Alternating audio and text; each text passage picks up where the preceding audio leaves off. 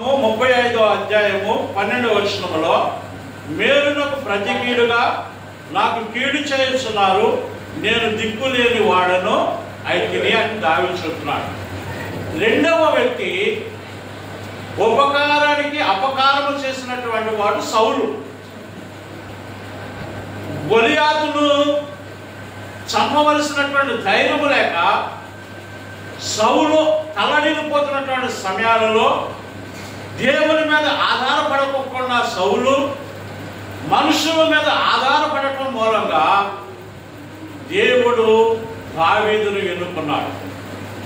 దావీదును ఎన్నుకొని గొల్యాతును జయించేటట్లుగా దావీదు చేతికి గొల్యాతును అప్పగించాడు. రాజు నెమ్మది పొందాడు, ఇజ్రాయేలు ప్రజలందరూ కూడా నెమ్మది పొందారు. నెమ్మది పొందిన తర్వాత ఇజ్రాయేలు ప్రజలు, యోధా ప్రజలు, చుట్టుపక్కల ఉన్న గ్రామాల స్త్రీలందరూ కూడా వచ్చాక సౌలు 1000 కొలది, దావీదు 10,000 కొలది అని ఎప్పుడైతే స్తుతిగానాలు చేశారో అప్పుడు సౌలు దావీదు మీద కోపం పెంచుకుని